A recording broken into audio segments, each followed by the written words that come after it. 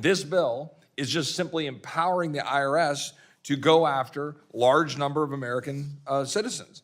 And that, I think, is not something that is in the best interest of the people. Fact of the matter is, roughly, and these are ballpark numbers, they change by the year, the top 1% of the population is paying about 40% of the taxes.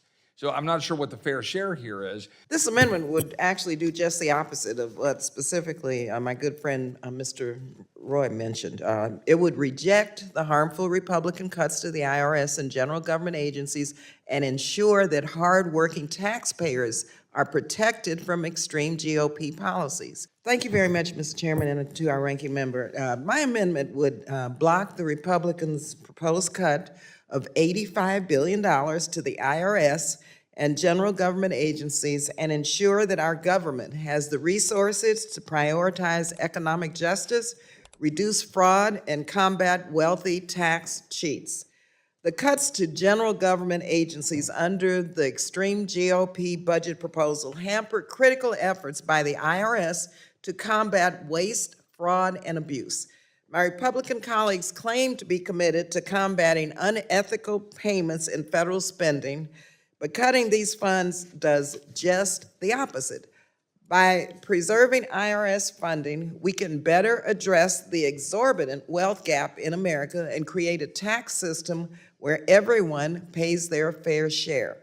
Extreme wealth gaps are not just a source of economic injustice, but a major threat to democracy. The richest 400 people in the United States have 22,000 times the political power of the average worker. That's simply not right. My amendment would also help to reduce the deficit. On February 29th, the Congressional Budget Office released a report highlighting how rescinding $35 billion from the IRS will reduce revenues by $89 billion and increase the deficit by $24 billion over the next decade. By rejecting these cuts, we can actually reduce the deficit that Republicans mention so frequently and increase revenue, allowing us to reinvest in communities that need it the most. It's unacceptable to allow these reckless GOP budget cuts to increase the deficit and enable wealthy tax cheats to exploit our system.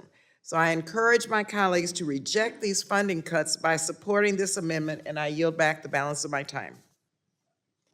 I thank the gentlelady from California. Does anybody seek to claim time in opposition? Mr. Chairman. Mr. Roy from the great state of Texas, I yield 5 minutes. Well, thank you. I do seek time in opposition with all due respect to the gentlelady from California, with whom I'm happy to work on, for example, ending 20-year-old authorizations of the use of military force, and that we need to re-engage on that. Happy to work with you on that. This bill is just simply empowering the IRS to go after large number of American citizens.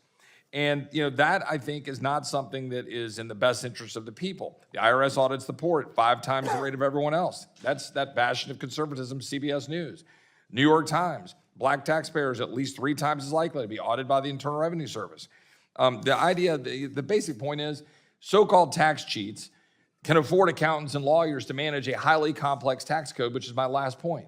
If we want to solve this problem, simplify the code, make it to where it is much more difficult to navigate that with tax lawyers and accountants, and let's get busy doing the work we need to do to get our fiscal house in order. And I would yield to the gentleman from Utah. This funding supports the IRS efforts to ensure that wealthy taxpayers are paying their fair share and combats waste, fraud, and abuse in the tax system.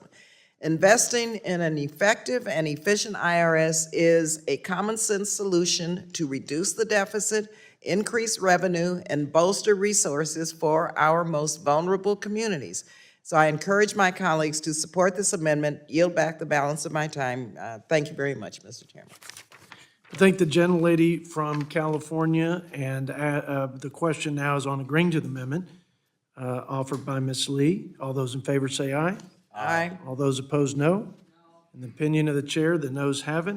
Mr. Chairman, I ask for a recorded vote, please. Roll call vote's been requested by Ms. Lee. Pursuant to the bipartisan consent agreement, we'll postpone that roll call vote until later in the markup. Are there any other amendments at the desk?